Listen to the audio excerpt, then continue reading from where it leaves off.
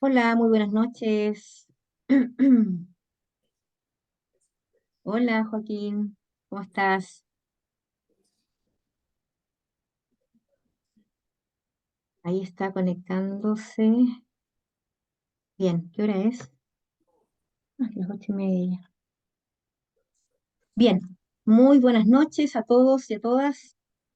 Muy bienvenidos a esta actividad, a este webinar que corresponde a una serie de webinars que Somatic ha preparado como una forma de compartir, como una forma de poder intercambiar experiencias, poder intercambiar miradas respecto a temas que tienen que ver con lo humano, ¿no? Con todo lo que tiene que ver con nuestro mundo emocional, con cómo vamos transitando esta vida haciéndonos cargo de los seres emocionales que somos, ¿no? Este es el gran punto de partida donde la terapia corporal emocional introduce su quehacer, ¿no? Su visión. Y partimos de la base que somos seres emocionales, que desde que nacemos venimos biológicamente programados para el contacto y también para vivir nuestro mundo emocional sin que esto se vuelva una amenaza para nosotros, ¿no? Lamentablemente, producto del condicionamiento cultural, a veces nuestras emociones resultan ser amenazantes para nosotros y un poquito ese es el tema en el cual hoy día nos vamos a introducir, donde Vikram les va a hablar cómo o el por qué en realidad tenemos tanto miedo a vivir nuestro mundo emocional y sobre todo nuestra vulnerabilidad, entendiendo que es justamente el habitar nuestra vulnerabilidad es lo que nos permite conexiones verdaderas, conexiones genuinas con los demás y por qué no decirlo también en nuestra capacidad de amar. Así que bueno, le damos las gracias a todos los presentes. Hola Vikrant, ¿cómo estás? Hola, ¿se escucha? Aquí, poquito, a ver, dale un poquito más. Hola, ¿me escuchas? Eh, sí, sí. Déjame ver si necesito subir el volumen. Espérame un segundo. Estoy al máximo acá. El audio acá está al máximo también. Ya, ahí sí se te escucha mejor. Ahí, ¿Ahí se escucha mejor? sí, parece que estando más cerca del micrófono. Ya, espérame un segundito. Entonces, como les decía, este es un webinar más de una serie de encuentros que Somatic ha preparado para estar más cerca y compartir saberes también, ¿no? Y hoy día Vikram va a abordar un tema bellísimo que es nuestra vulnerabilidad y por qué los seres humanos en algún momento llegamos a tener miedo a nuestra vulnerabilidad, ¿sí? Vikram, bienvenido. Ya te presenté, ya lo conocen, ¿sí? Sí, me imagino que sí. Y si no, bueno, les presento a Vikram, director del Centro Experiencial para el Desarrollo Humano, creador del programa de formación Somatic Emotional Processing, terapia corporal emocional. Y lo acompaño porque hace varios años trabajo junto a él coordinando este programa. Y que siempre es un agrado hacer estos encuentros. Vamos a estar aproximadamente una hora. Les pido bastante interacción, pregunten, pueden ir anotando sus preguntas en el chat, yo las voy planteando en el momento y también al final vamos a dejar un espacio para lo que es preguntas y respuestas. Así que muy bienvenidos, muchas gracias por estar aquí. Vikram, todo suyo. Gracias, Mariana. Si hay problemas con el audio, me avisas para Me avisa. tratar de chequearlo. Ujú. Bueno, primero que nada, gracias a todas las personas que se unieron para compartir con nosotros el webinar. Les voy a pedir, sí, que apaguen sus micrófonos, porque si no, esto inmediatamente se pone como imagen central. ¿Sí? Puedes chequear, Mariana, que estén ahí. Ok. Entonces, déjame arreglar esto un poquitito. Ahí sí. Bueno, el webinar de hoy día tiene que ver con por qué las personas en general tenemos miedo a nuestra propia vulnerabilidad. Entonces vamos a hablar un poquito sobre eso. Y creo que es importante partir haciendo una aclaración eh, semántica respecto de qué es lo que nosotros entendemos como vulnerabilidad en el contexto de nuestro trabajo, tanto en el centro experiencial como el trabajo de Somatic Emotional Processing en terapia corporal y emocional. ¿Sí? En general, la palabra vulnerabilidad tiene una connotación más bien negativa en el lenguaje en términos del entendimiento cultural que se tiene. ¿Sí?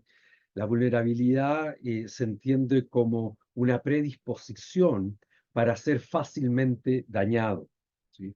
Y usualmente esto es comparado con otro concepto que está muy arraigado en nuestra cultura que tiene que ver con el concepto de fortaleza. ¿Sí? Por lo tanto, la vulnerabilidad es un poco como la debilidad y la fortaleza se le entiende como la capacidad de poderse sobreponer fácilmente a los embates de la vida y el medio ambiente. Si bien esas son las formas como se entienden estos conceptos culturalmente, no es la forma como nosotros lo entendemos en nuestro trabajo de terapia corporal emocional. Para nosotros la vulnerabilidad habla de una actitud vital en la cual yo no estoy automáticamente defendido, es decir, no estoy anticipando un daño que venga desde el medio ambiente, sino que me encuentro fundamentalmente disponible al fenómeno de estar vivo, a la interacción con otros seres humanos y a la posibilidad de experimentar lo que el medio ambiente, mi entorno, me está ofreciendo momento a momento. Por lo tanto, la vulnerabilidad es fundamentalmente una actitud emocional de apertura, lo cual no implica y no significa que en un contexto donde exista la posibilidad de ser dañado, yo no pueda protegerme y suspender, por así decirlo, momentáneamente esta vulnerabilidad. Y creo que lo más importante de este concepto es que la suspensión de esta vulnerabilidad es siempre una suspensión pasajera y de emergencia. Y voy a explicar eso dentro de unos momentos más. Es decir, el estado en el cual yo decido protegerme del entorno se supone que es un estado pasajero y de emergencia, no el estado donde yo estoy instalado emocionalmente para lidiar con lo que pasa allá afuera. Y voy a explicar un poco respecto de cuál es la relación entre la noción de vulnerabilidad y la predisposición genética somática del ser humano. El ser humano es la única especie en este planeta que camina erguido. Otros primates tienen la posibilidad de caminar erguidos en algunos momentos, pero todo el tiempo desplazándome en forma erguida, es decir, eh, recto, ofreciendo una resistencia, por así decirlo, a la presión atmosférica y a la fuerza de gravedad, es una característica fundamentalmente humana. ¿Sí? Ahora, esto no solamente tiene que ver con la forma como yo me ubico en el mundo, sino que tiene que ver con ciertas predisposiciones. Al estar erguido, el organismo humano tiene una característica, y es que sus partes blandas, es decir, su abdomen, se encuentra expuesto. Somos la única especie que tiene el abdomen expuesto todo el tiempo. Y ustedes, como sabrán, en el abdomen se encuentran órganos fundamentales para el funcionamiento de nuestro organismo. Todas las otras especies tienen sus partes blandas, su abdomen, o bien cerca del suelo, o bien protegidos por los brazos, por las piernas y la espalda. Pero la posibilidad o la tendencia a tener el abdomen expuesto es generalmente un gesto extremo de confianza. Piensen ustedes en sus mascotas, por ejemplo, en los perros o en los gatos, donde un signo de confianza tiene que ver con exponer el abdomen. Pero usualmente el abdomen no está expuesto, está protegido por las patas y está más bien cerca del suelo. Bueno, el hecho que los seres humanos tengamos el abdomen expuesto, es decir, que nuestras partes blandas estén expuestas, implica un tipo de organización de la experiencia somática en la cual nosotros tenemos una predisposición biológica al contacto interpersonal, de una manera que no la tiene ninguna otra especie en este planeta. Y esa predisposición biológica al contacto interpersonal implica que la vulnerabilidad, entendiéndolo como lo acabo de mencionar, es decir, la apertura al contacto, es nuestra organización somática fundamental.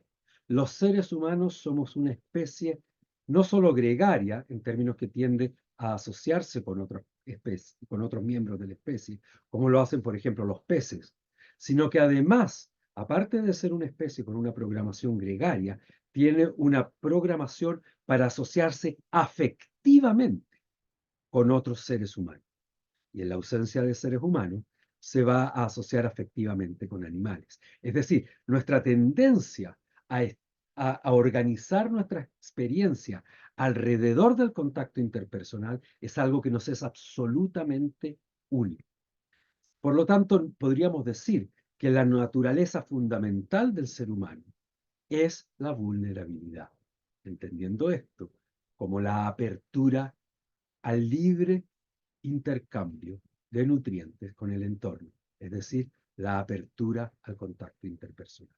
Esto es tan así que un reciente estudio que estaba leyendo que hizo la Universidad de Harvard, que es de hecho el estudio más largo que se ha hecho en la historia de la humanidad, de cerca de 75 años, o sea, siguiendo vidas enteras de personas y respondiendo a una de las preguntas que a mí me parecen más interesantes que se pueden hacer en este tipo de estudios, que es, ¿qué determina la felicidad del individuo?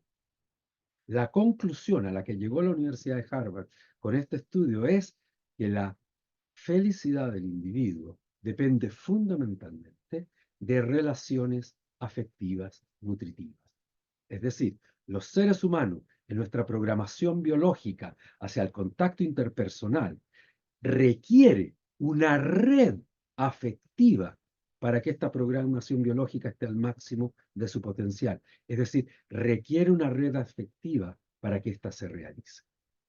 Por lo tanto, esto no solo es una idea hippie contracultural, el hecho de que la vulnerabilidad es nuestra naturaleza.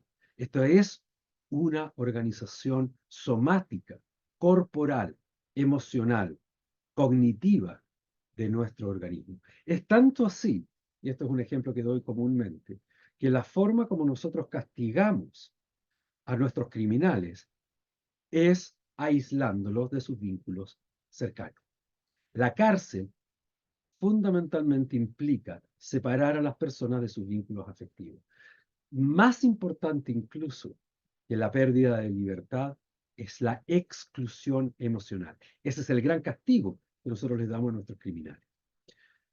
Por lo tanto, si nosotros entendemos que la vulnerabilidad, es decir, la tendencia a estar abierto con la posibilidad de cerrarnos frente a cualquier tipo de amenaza, es nuestra naturaleza, ¿qué nos ha pasado? ¿En qué nos hemos convertido? ¿Qué ha pasado con nosotros que le tenemos tanto temor a este espacio?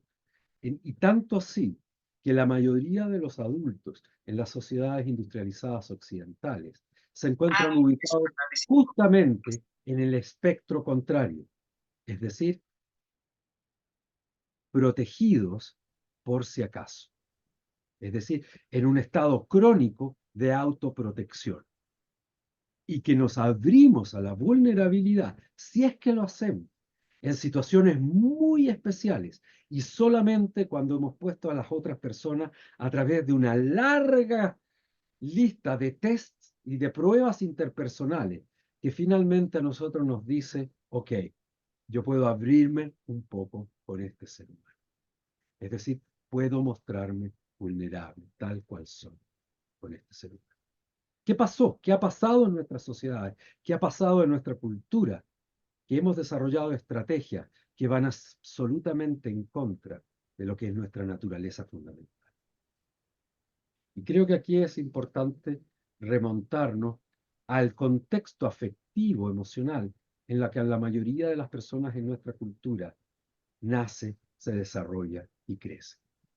Nosotros nacemos en una absoluta vulnerabilidad y en una absoluta dependencia de los adultos que nos rodean para satisfacer nuestras necesidades de todo tipo, físicas, emocionales, afectivas, de alimentación, de cuidado, de ser vestido, de ser cuidado, de que nos ayuden a regularnos emocionalmente, etcétera, etcétera, etcétera. Es decir, nuestra supervivencia física y emocional depende fundamentalmente del contexto de la familia de origen donde nosotros nacemos. Ahora, ustedes podrán entender que la mayoría de los seres humanos en nuestra cultura no tiene hijos o forma una familia luego de un extenso periodo de terapia personal o de desarrollo personal, donde está el máximo de la actualización de su potencial intrínseco.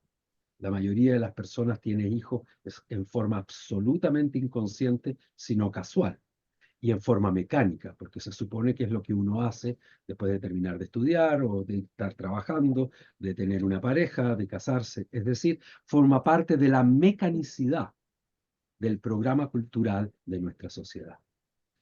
Por lo tanto, no es extraño que la mayoría de las personas que tienen hijos no están en las condiciones psicológicas y en el conocimiento de lo que implica estar a cargo de otro ser humano por periodos prolongados.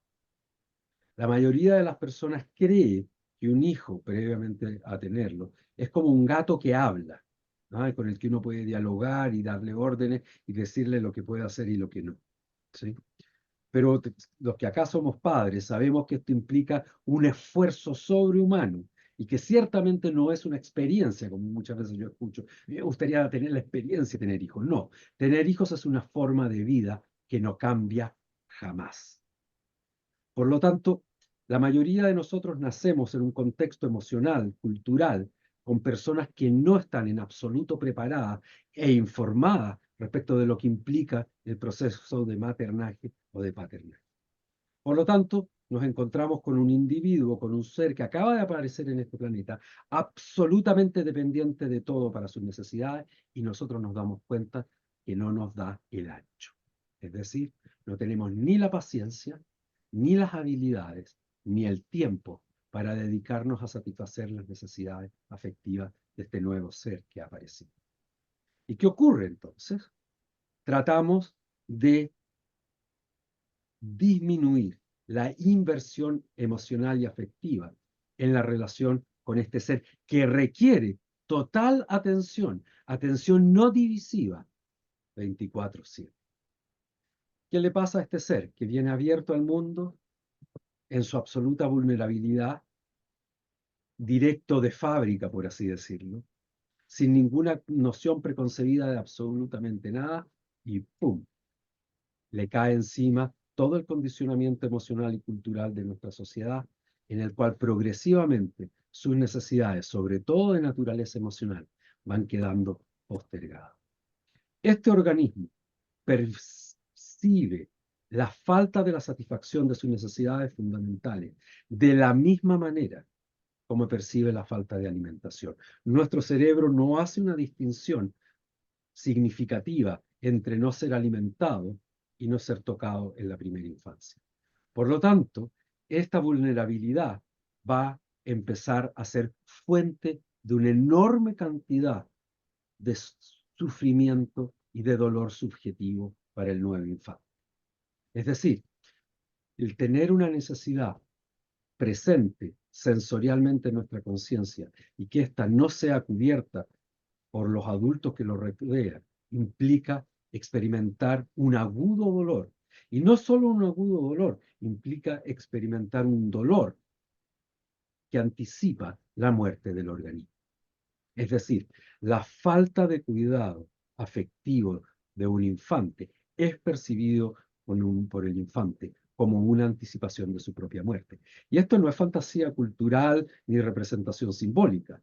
Muchos de nosotros que estamos aquí en este momento escuchando esta webinar, si hubiéramos nacido hace 60.000 años, estaríamos muertos, porque la cantidad de cuidado afectivo que nuestros padres nos dispensaron hubiese sido insuficiente en un contexto social, cultural, ideológico, donde no existía la cultura que tenemos hoy día para protegernos, nos habríamos muerto, así de simple.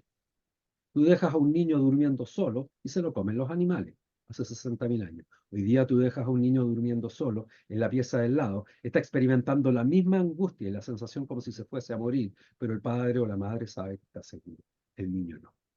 ¿Sí?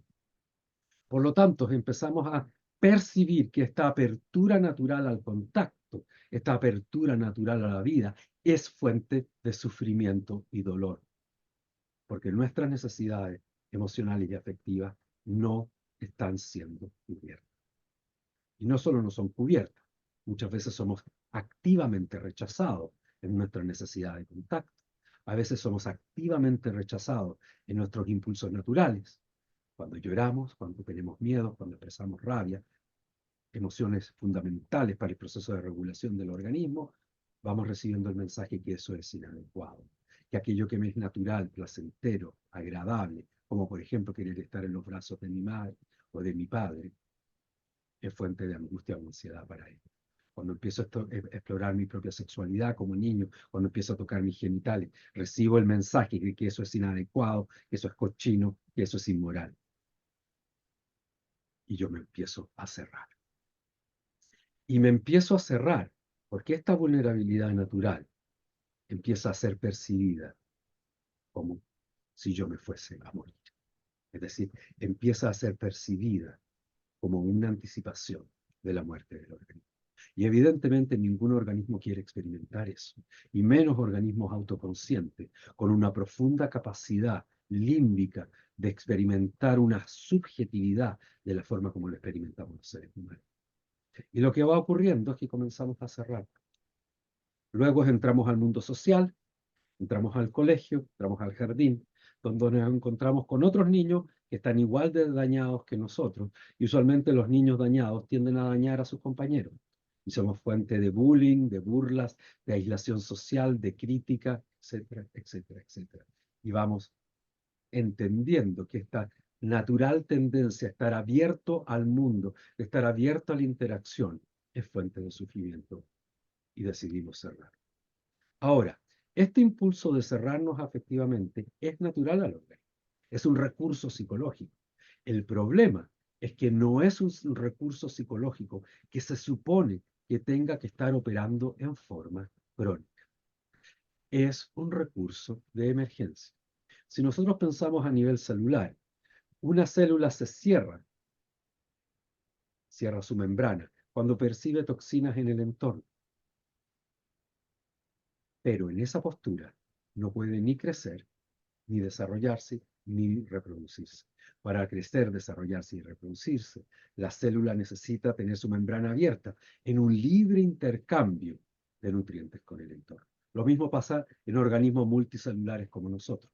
Yo me cierro, pero en el momento que yo me cierro a mi propia vulnerabilidad, es decir, al contacto con un otro, y al contacto, por lo tanto, con la vida, que es el otro simbólico, el organismo empieza a ir perdiendo su capacidad de crecer y de desarrollarse. Y va quedando fijado en patrones de supervivencia emocional aprendidos tempranamente en nuestras niñez que funcionaron en él. Entonces, el problema no está en nuestra capacidad de defendernos del entorno, sino en el estar crónicamente defendido. Es en ese lugar donde el organismo empieza a dejar de florecer. Es en ese lugar donde el organismo deja de estar al máximo de su potencial. Por lo tanto, si nosotros volviésemos a hacer la pregunta que está detrás de este webinar, ¿por qué le tenemos miedo a nuestra vulnerabilidad? Porque la tenemos asociada con desamparo. Esa es la razón. Para nosotros para la mayoría de las personas en nuestra cultura, estar vulnerable es estar desamparado. ¿Cómo se siente el desamparo? Se siente como que no voy a sobrevivir.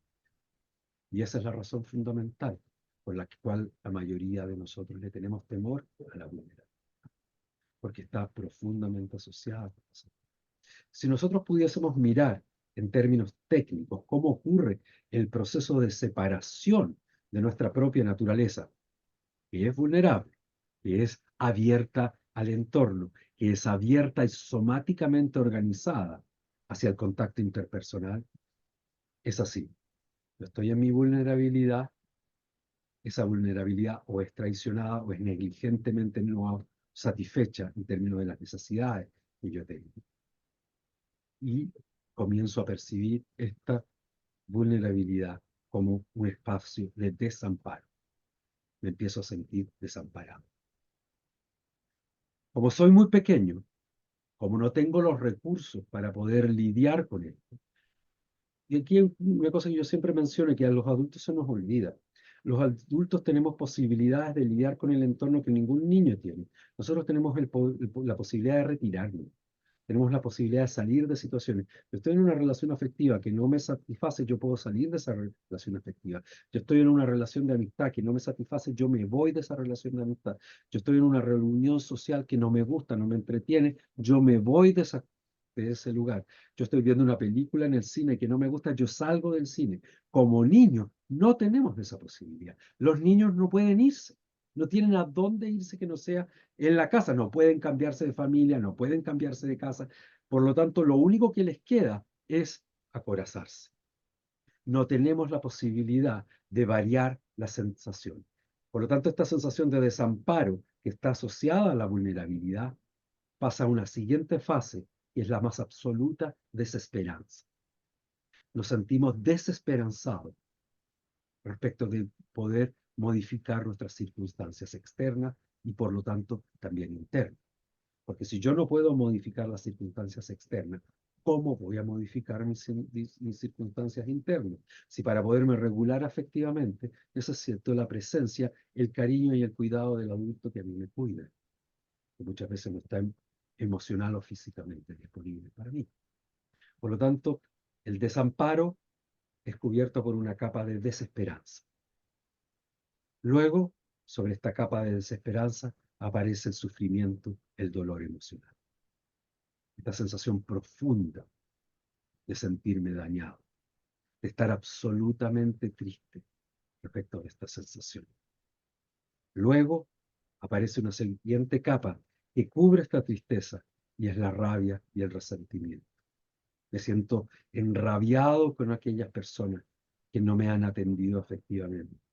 Y esto empieza a proyectarse a una sensación de resentimiento que es vital.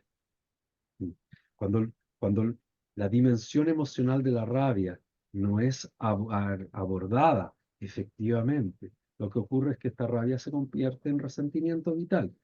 Todos conocemos a personas que andan por el mundo enojados con todo. ¿Sí?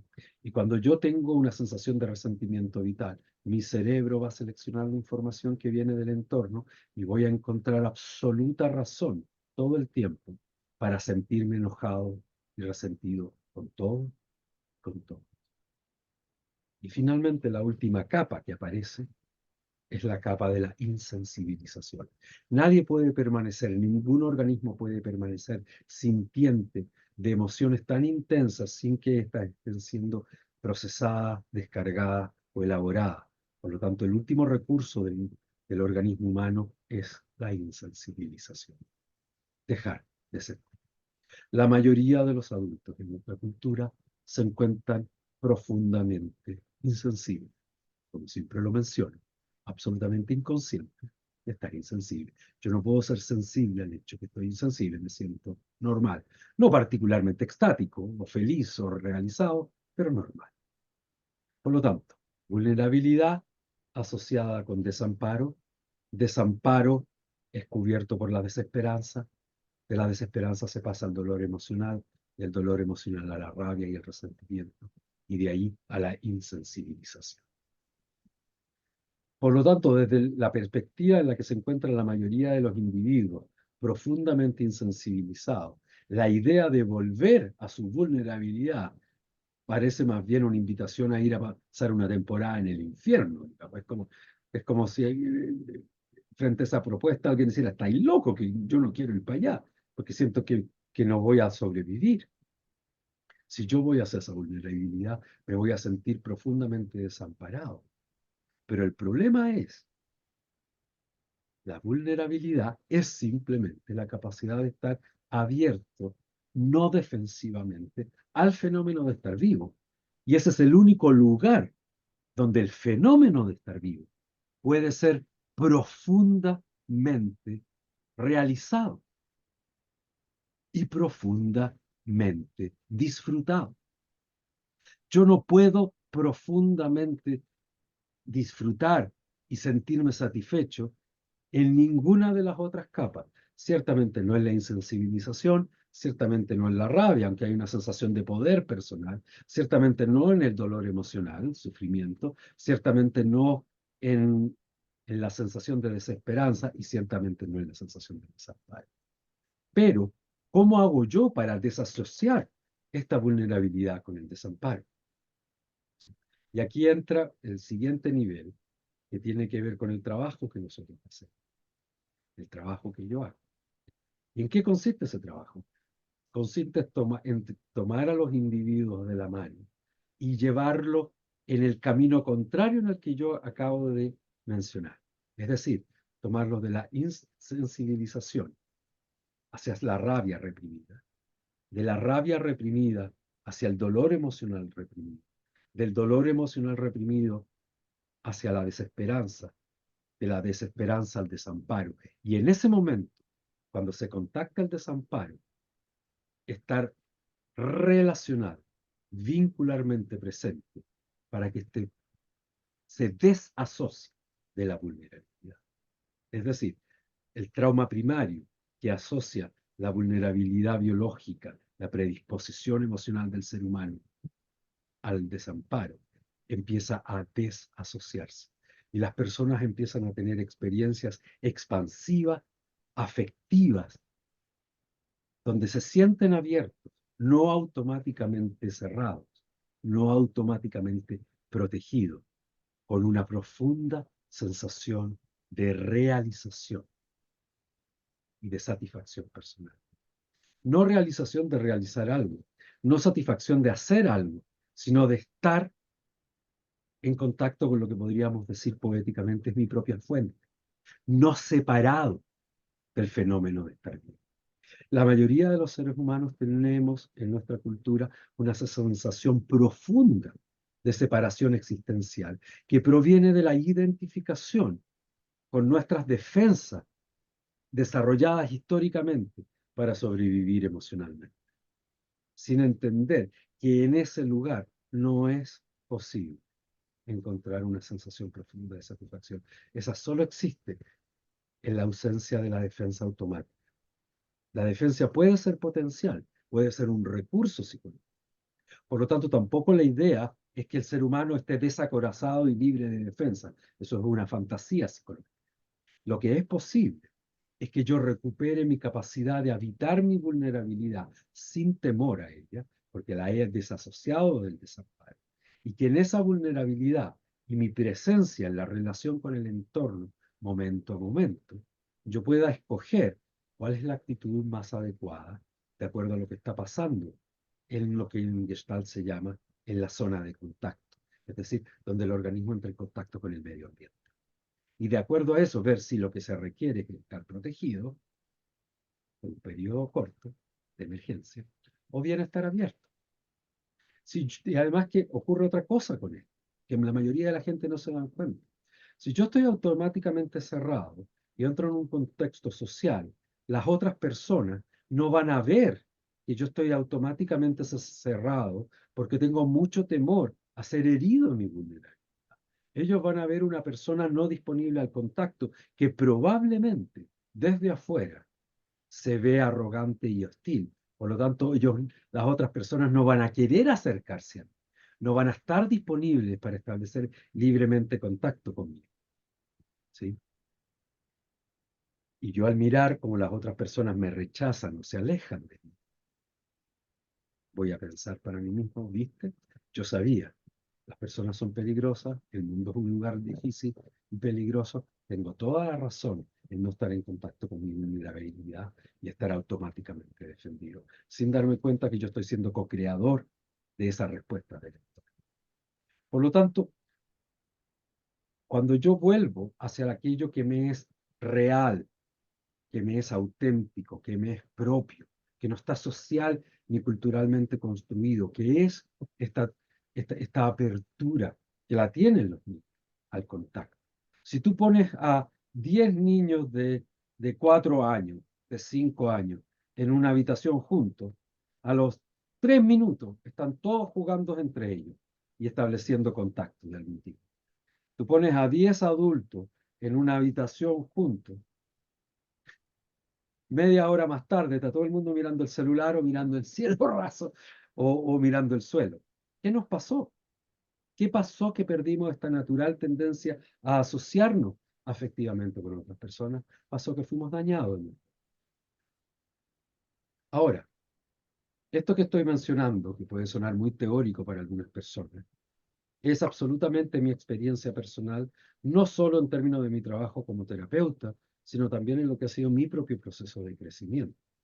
Y entiendo también que si bien uno puede tomar esto como una hipótesis posible, a menos que yo haga ese camino de recuperar esta dimensión de la vulnerabilidad para mí, va a ser imposible que yo sepa de lo que yo estoy hablando.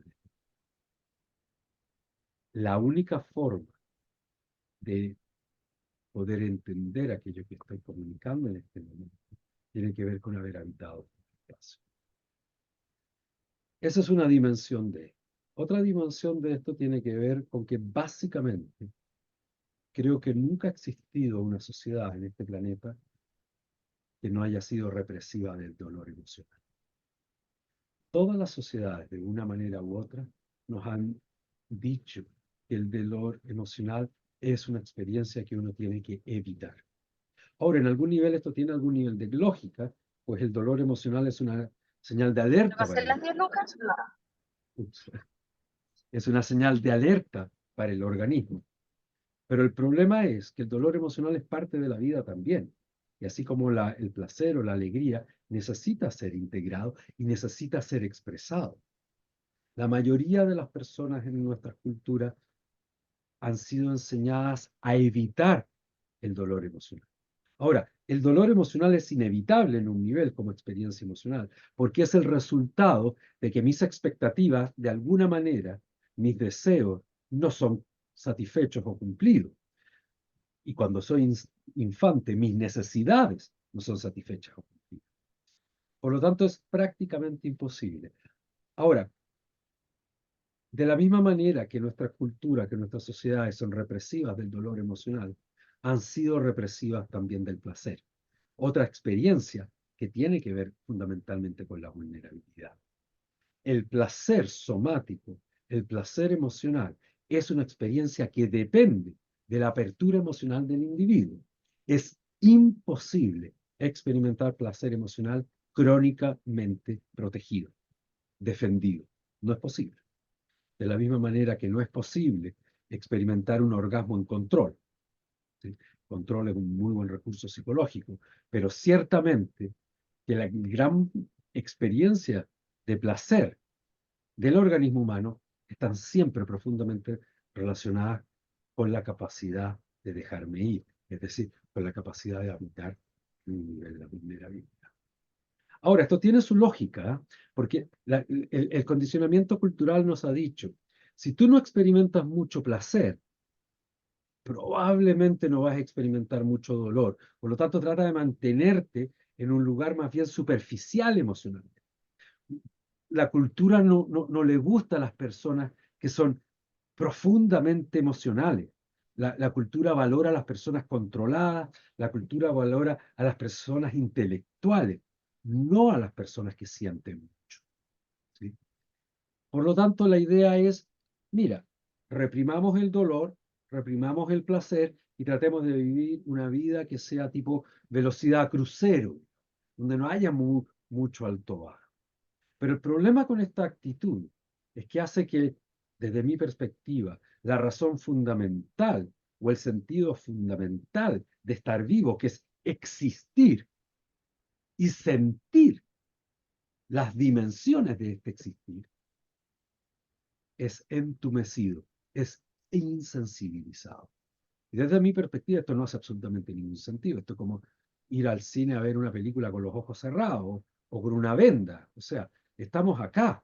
Yo no tengo idea si existe un sentido ulterior al fenómeno mismo de estar vivo.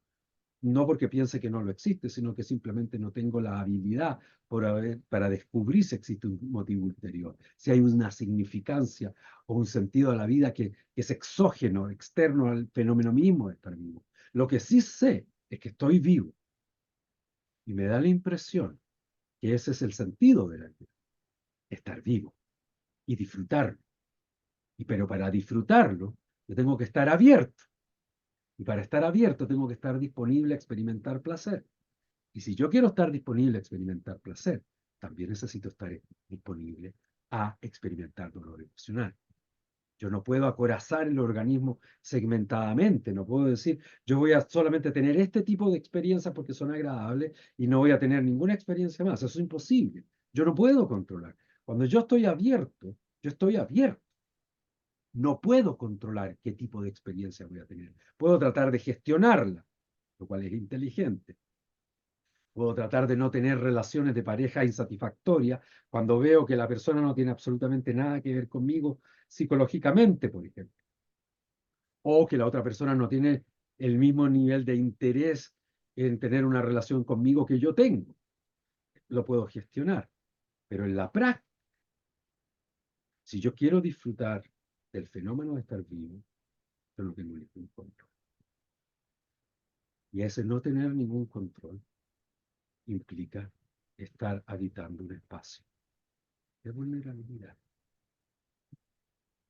Me gusta pensar en mi trabajo como una invitación, una seducción a que individuos que están crónicamente acorazados, por si acaso, pasen a estar crónicamente abiertos, por si acaso. Quién sabe, a la vuelta de la esquina puedo encontrarme con un gran amigo.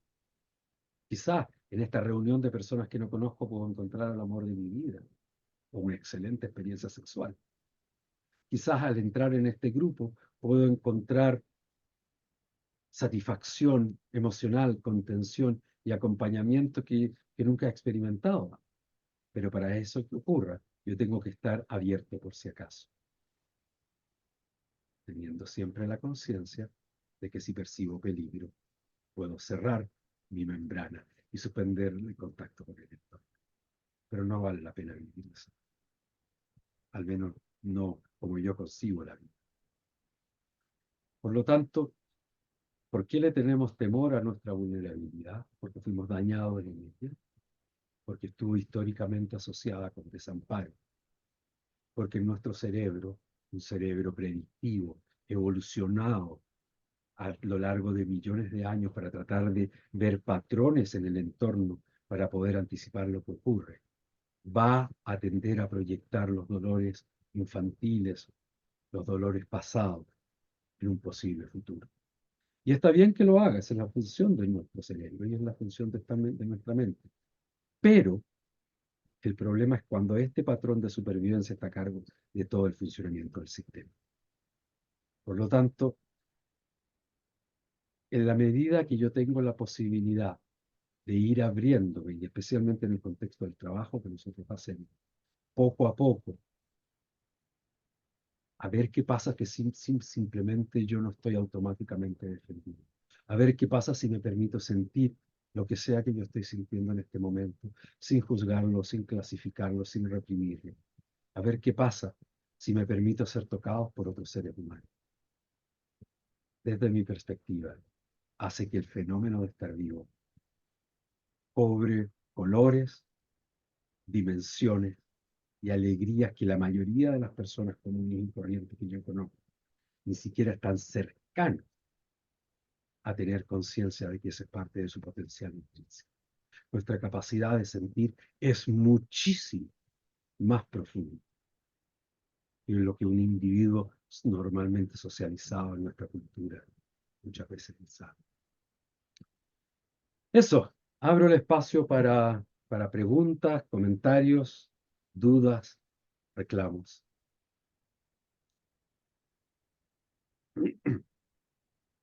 Hola, mi nombre es Karina. junto con darte las gracias, te quería preguntar respecto a aquellas sesiones que realizas justamente para salir de estos estados en los que hemos sido vulnerados.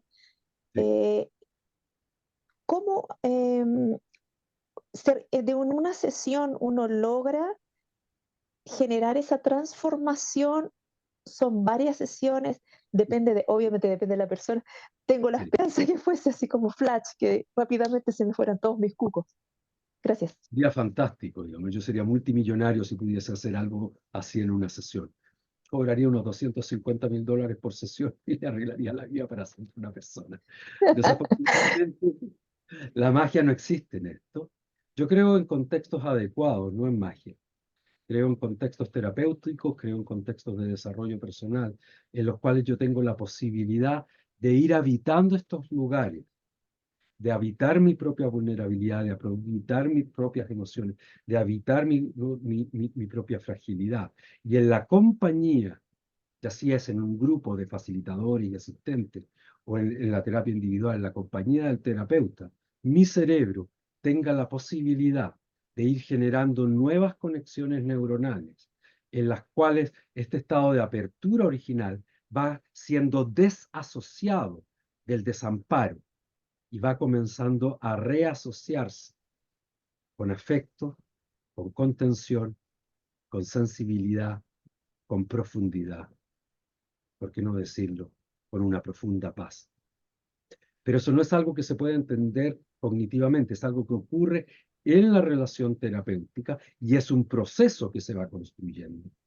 Respecto de tiempos, sería el tipo más farsante del planeta para decir, mira, esto ocurre en 3 sesiones, esto ocurre en 4 sesiones, esto ocurre en 5 sesiones. Imposible. Y para las personas que están escuchando, yo les pongo general mucha alerta de ofertas terapéuticas donde tienen un programa que funciona perfecto, independiente de los seres humanos que lo asistan, porque eso es imposible. Cada ser humano es único. Cada historia es único y cada proceso es único. Hay personas que en una sesión tienen una experiencia de contención afectiva en la relación terapéutica tan importante que les cambia la vida para siempre. Y hay personas que en 3 años de trabajo no han tenido ese tipo de experiencia. ¿Me entiendes? Es imposible organizar.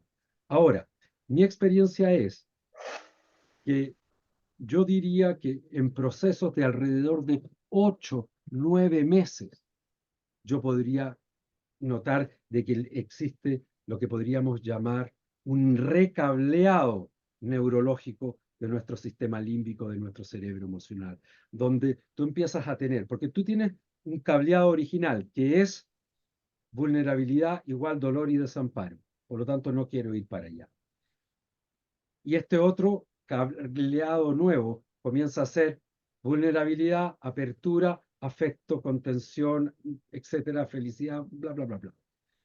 Y eso se va construyendo y necesita ser reforzado, porque las conexiones neuronológicas originales, al haber sido construidas por nuestro cerebro en momentos de mucho estrés emocional, de profundo trauma y muy temprano en nuestra vida, tienen una fuerza y una potencia que es muy difícil rivalizar con ella. Tú necesitas estar reforzando conductas emocionales una y otra vez para que eventualmente tú puedas tener 2 canales neuronales disponibles, por así decirlo, es decir, 2 respuestas posibles hacia el entorno. Pero eso es algo que se construye con el tiempo. No me atrevería a darte tiempo. Te digo 8 o 9 meses, pero estoy tirando una cifra basada en mi experiencia y haciendo una super generalización. Perfecto, muchas gracias. Está buena la explicación. Gracias. ¿Hay alguna otra pregunta o comentario? A mí me gustaría hacer una pregunta. Hola, Vic. Hola Ana, tanto tiempo. Eh, sí, bueno, yo, como sabes, soy bien llorona Sí. y de repente eso me hace sentir muy vulnerable, pues en varios espacios y considero que en algunos espacios como que eso es adecuado, por ejemplo, con los amigos del centro, con no sé, ambientes más protegidos, Sí. pero cuando estoy en otros ambientes me siento muy vulnerable de mostrarme así Mm, y no sé si todos los ambientes son adecuados, si ahí hay que aplicar, no sé, lo que mm, dijiste al último, como tener dos tipos de respuesta, creo que dijiste. sí. A ver, yo creo que hay varias cosas ahí. Lo primero es en la etapa en la cual uno se encuentra en relación con la propia vulnerabilidad, ¿sí? Hoy en día, por ejemplo, si yo pienso en términos personales, a mí me da lo mismo el ambiente, ¿entendido? O sea, si yo estoy movido, yo me voy a mostrar movido, no tengo ninguna inversión en querer mostrar una imagen de un tipo fuerte, por lo tanto, para mí es parte de mi propia existencia, pero recuerdo históricamente que evidentemente había lugares donde mostrarme vulnerable implicaba tener que lidiar con conductas de otras personas que no eran particularmente conductas que apoyaban o que apreciaban esa vulnerabilidad, sino que muy por el contrario, era sentirme o exponerme a sentirme superjuzgado. Por lo tanto, si uno está en esa etapa, lo que yo sugiero es buscar contextos donde yo pueda expresar esa vulnerabilidad sin que correr el riesgo a sentirme ni censurado ni juzgado en ello. Pero eventualmente, yo creo que también llega un momento en la vida, y esto probablemente también tiene que ver con la edad, donde llega un momento donde uno pierde la enorme inversión en tratar de venderle una imagen a otra persona y uno dice, ¿sabes qué? Este soy yo en este determinado momento en nuestra historia, en mi historia, y voy a ser quien soy en este momento. ¿Sí? Ahora, lo que también yo he descubierto es que en la medida que yo le he ido dando más espacio a esta vulnerabilidad, menos se me inunda el bote, por así decirlo. ¿Me entiendes? Es decir, menos me pasa de que yo me siento emocionalmente tomado todo el tiempo porque le he dado mucho espacio a ese lugar. Originalmente era en contextos de terapia, en contextos de desarrollo personal, en contextos de ciertas comunidades donde yo viví, en el contexto de mi casa, ¿cierto? Entonces, donde yo me podía dar permiso. Entonces, no andaba con el tonel al tope, a punto de rebalsarse todo el tiempo, ¿sí? Sino que lo que ocurría es que estaba bastante regulado, gran parte, a no ser que ocurriera algo que me gatillase, ¿sí?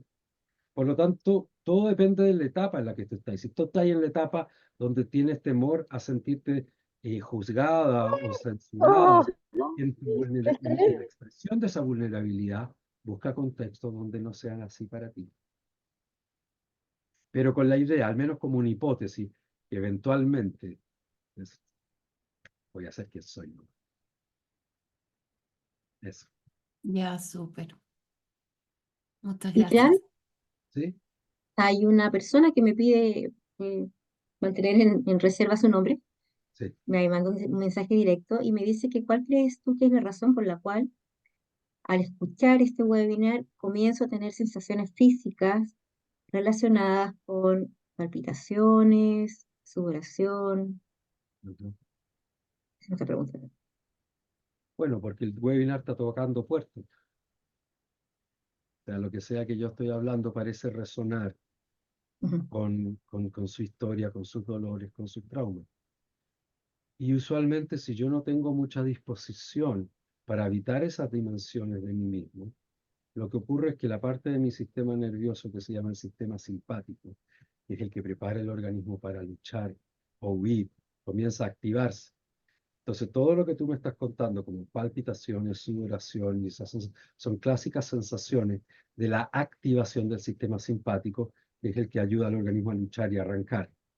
Por lo tanto, es como si percibiese lo que yo estoy diciendo como una amenaza, que en realidad no lo es, pero sí es una amenaza para las defensas o para el acorazamiento emocional, no una amenaza para su ser.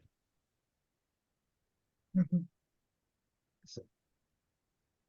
Ikran, ¿te puedo hacer yo una pregunta? Disculpa.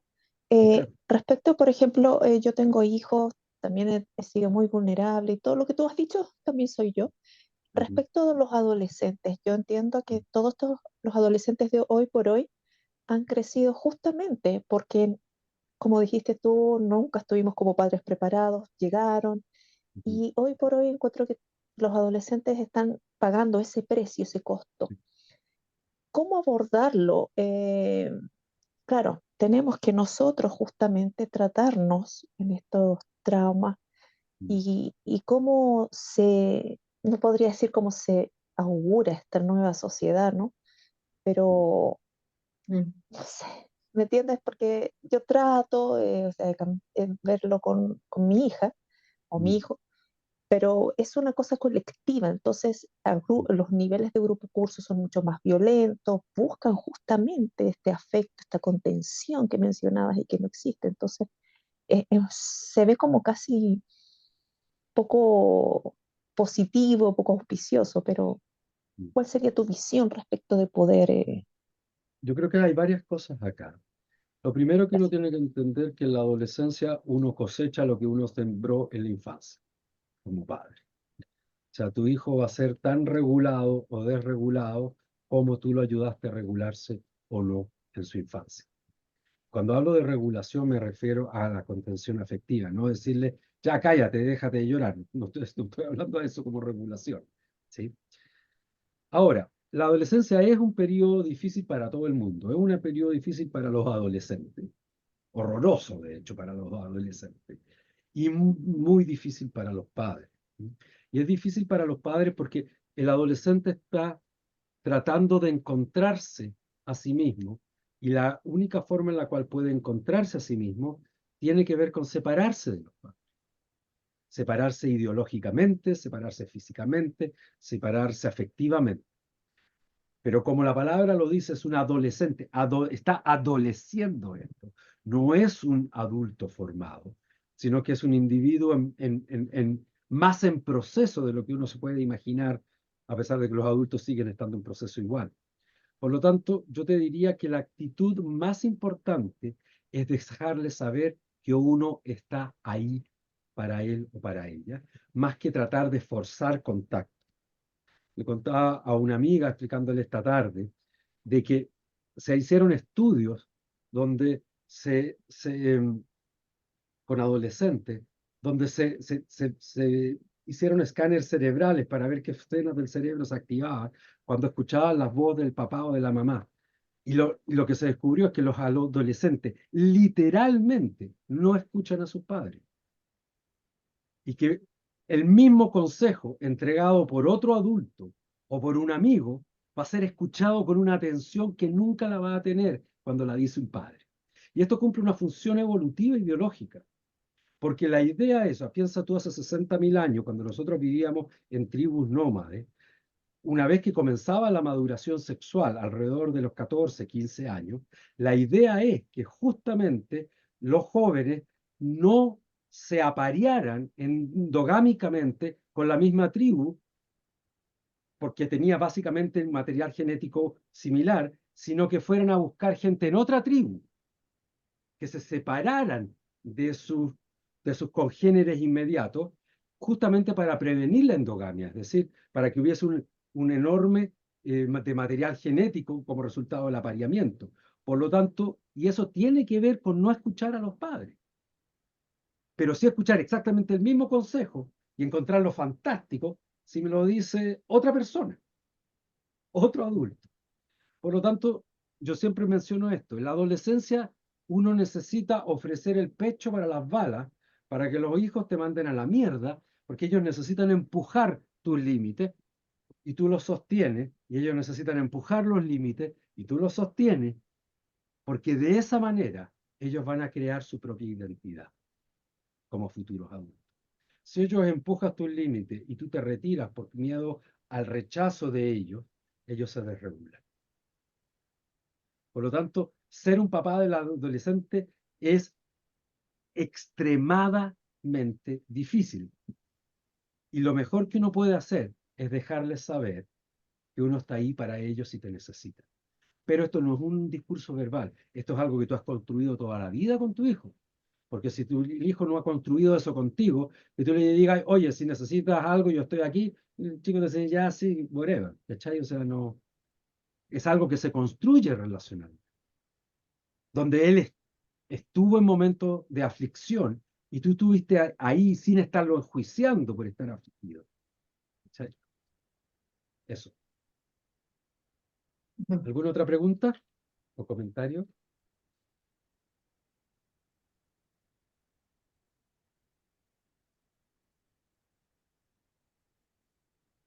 Soy psicóloga y trabajo Sí. con niños y adolescentes. Soy de Perú. En algún momento conocí a Vikram en una ponencia cuando todavía era universitaria y me encantó y ahora trato de trabajar con los chicos porque muchos, y por no decirle casi la mayoría, todos los días tienen momentos donde El- tienes problemas familiares. Tu audio va y viene, por lo tanto, Kelly, no te escuché muy bien. Voy Ahora, a quitarme los audífonos. ahí te escucho, sí. Ahora, Ahí te hola. escucho perfecto. Te escucho Ah, perfecto. excelente. Decía que yo trabajo con estudiantes, adolescentes y veo todos los días, ¿no? Tengo 1.300 estudiantes, en promedio de más o menos 600 solamente de secundaria y Ujú. todos los días son casos diferentes, son problemas familiares, problemas emocionales. Y es muy difícil porque lo que dices tienes toda la razón, ¿no? Es importante que el niño aprenda a expresar, ¿no? Pero muchas veces el mismo padre, cuando el niño se cae, le dicen, no llores, no, tú eres fuerte, y más a los varones todavía, es bastante complejo. Entonces, claro, yo me voy con la idea de que tienes toda la razón del mundo, pero ¿cómo trabajar con esos papás que muchas veces se niegan? ¿No? Se niegan que a veces uno como padre, bueno, yo no soy padre, pero a veces uno como padre tiene que trabajar en él, ¿no? Y muchas veces culpan al estudiante o al niño o al adolescente porque me Mm. respondió, porque actuó así, por muchas cosas, ¿no? Entonces, yo en ciertas ocasiones he tratado de hacer escuela de familias, invitar ponentes también, ¿no? Entonces, muchísimas gracias. Yo me voy con mucho, mucho para aplicarlo a mis niños, la verdad. ¿Tú eras de UPAO? ¿En qué, ¿Cómo? en qué universidad estabas en Trujillo? A ver, no, no escucho. ¿Me escuchas? Ahora sí, ahora sí. Te pregunto si estabas en UPAO o en Trujillo. En Católica, En la Católica de Trujillo. Ok, sí. perfecto. Ya. Eh, a ver, yo creo que hay un concepto acá que es fundamental y es el concepto de psicoeducación. O sea, evidentemente que la única forma de poder trabajar con niños y adolescentes es trabajar con sus padres. Por lo tanto, y desde esa perspectiva, o sea, yo no tengo cómo presumir de que un padre sabe o entiende el funcionamiento psicológico de su hijo. Por lo tanto, en el trabajo que tú estás haciendo, yo creo que una cosa que es fundamental tiene que ver con hacer justamente lo que tú estás mencionando, haciendo talleres de educación parental, invitar a ponentes y hacer en el fondo psicoeducación y decirle, mire, esto usted, como ustedes le enseñaron que se críe un hijo, es un error. No quizás un error intencionado, pero es un error en términos de que está basado en la ignorancia del conocimiento del funcionamiento de la psique humana. Y creo que la labor que tienen los terapeutas, los psicólogos, los psicoterapeutas, que trabajan con padres de niños y adolescentes, es justamente hacer esa labor de psicoeducación. Es lo mejor que podemos hacer. Gracias, Kelly. Vic, aquí hay otra pregunta. Francisco consulta lo siguiente. ¿Todos los niveles de insensibilización son reversibles o hay Todos. personas cuyos dolores de infancia hacen que no sean muy abordables? Los dolores, Porque ¿ok? reversible es una palabra que no existe en psicología, digamos. O sea, uno no, no puede volver atrás, digamos. No hay nadie que pueda volver a los 5 años y revertir el daño ocurrido. Lo que pasa es que uno desarrolla gestiones o estrategias secundarias que me permiten abordar ese daño primero. Evidentemente que hay personas más o menos dañadas, pero en mi experiencia como terapeuta jamás me he encontrado con alguien que yo diga, esta persona no tiene solución. Jamás me he encontrado con alguien que que yo diga, en el contexto emocionalmente adecuado, esta persona no, tiene la posibilidad de desarrollarse. Por lo tanto, yo no hablaría de reversible, porque no creo que uno pueda revertir nada, pero creo que todos los seres humanos tienen un potencial de desarrollo y crecimiento. Evidentemente que mientras más temprano y más grande sea el daño, la forma como yo abordo ese crecimiento y desarrollo requiere un cuidado extra y probablemente más tiempo y más paciencia. Pero el potencial de crecimiento del ser humano sigue estando ahí presente. Ok, Francisco también pregunta, ¿el camino de regreso que propone Vikrant Sí, desde la insensibilización hacia la vulnerabilidad es sí. posible de hacer a través de solo conversación, a modo de terapia clásica, por ejemplo, el psicoanálisis, o requiere pasar por el cuerpo, llorar, enrabiarse, etcétera? Una terapia conversacional tiene un elemento que yo considero re fundamental, que es la relación terapéutica, y que eso puede ser extremadamente reparador. Pero eso es reparador respecto de la relación terapéutica. No es reparador respecto del funcionamiento del sistema nervioso. Desde mi perspectiva, y con eso no estoy diciendo que que nos sirva una terapia conversacional donde hay un terapeuta empático que me pueda acompañar y me ayude a entender cómo yo funciono, por qué funciono como funciono y articular nuevas formas de funcionar en el mundo. Pero si uno desea tener acceso a procesos, por así decirlo, de profunda autorregulación emocional, yo creo que hay que pasar por el cuerpo y las emociones. Eso. Hay una pregunta, Vicran, que siempre me hacen cuando las personas consultan por el programa, ¿no? ¿De qué manera la sensación al comienzo, ¿no? Cuando estás muy acorazado, ¿cierto? ¿Qué importancia tiene la sensación del espacio seguro Mm, para poder abrir esta mm, coraza y entrar en estos espacios de vulnerabilidad, ¿no? sí. Porque lo que tú comentabas recién, que quizás a esta altura, los años y tanto trabajo, como que da lo mismo, ¿no? El espacio. Pero en un comienzo, eh, la consulta que surge siempre es esto, o sea, es el espacio seguro, es el lugar donde yo no voy a volver a retraumatizarme Mm, por abrir sí, estos espacios de vulnerabilidad. sí. A ver, yo creo que la confianza es fundamental. O sea, desde mi perspectiva, hay dos factores que contribuyen a eso. Y uno tiene que ver con quién es la persona que sostiene el espacio. Ajá. Si yo veo que la persona que está sosteniendo el espacio terapéutico es una persona que sabe lo que está haciendo, que me infunde seguridad, que me da la sensación de que esta persona no es alguien que se leyó esto en un libro, sino que es una persona que ha atravesado ese proceso por sí mismo, a mí me produce una profunda confianza. Si yo y eso es lo que a mí me permite decir, ok, yo no tengo idea para dónde va esto, pero esta persona parece que pasó por ahí mismo y no se volvió loco y parece ser un ser humano integrado, ok, voy.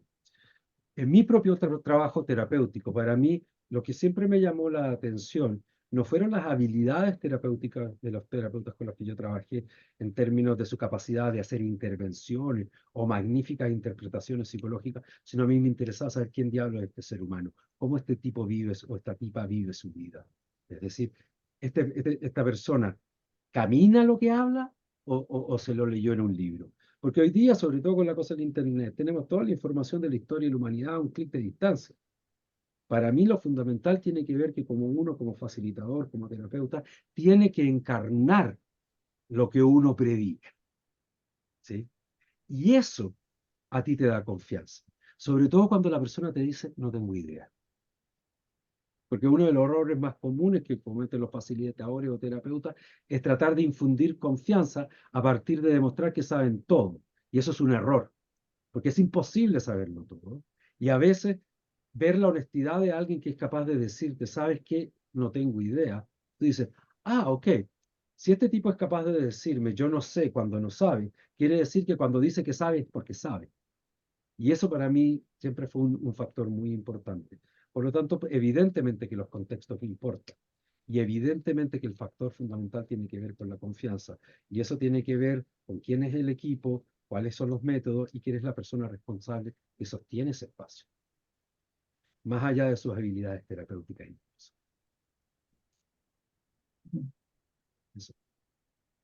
¿Hay alguna otra pregunta o comentario? Parece que no. Pregunta, Bien, comentario a la una, pregunta, dos, comentario. ya las tres. Como no hay parece, los vamos a dejar cordialmente invitados para, a ver, espérate, que hay una pregunta. Ok. Bueno, solamente un comentario. Mariela Ah, dice muchas gracias por la información.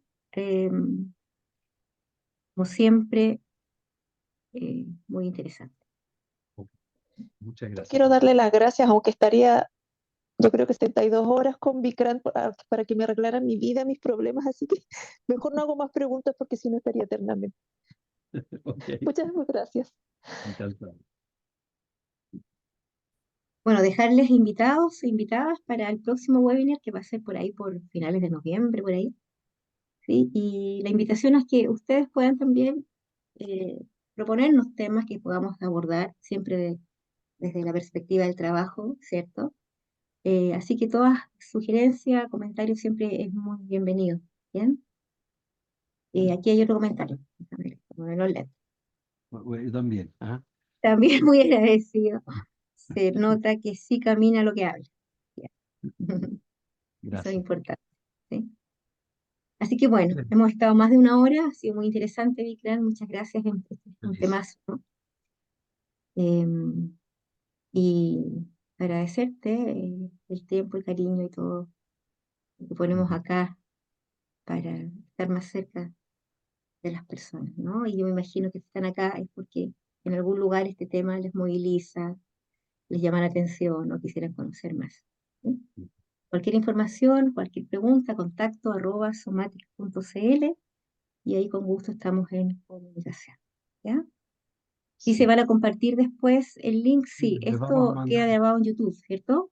Sí, esto va a estar en YouTube y les vamos a mandar el link para que lo vean de nuevo o bien para que puedan compartirlo con alguien que ustedes presuman que esto puede ser, eh, no sé, interesante o una ayuda para ustedes. ¿Ok? Que tengan una bella noche y un lindo fin de semana. Nos vemos. Adiós. Chao, Gracias. Chao. Gracias, chao. Chao. chao. Chao. Prima. Chao, Rangi. Chao. Karin, te la vi ahí. Lisa, Karim, sí. Sí. Lo que pasa es Sara que si Rengini. no veo los nombres. Ahí. Ok. Chao, chao.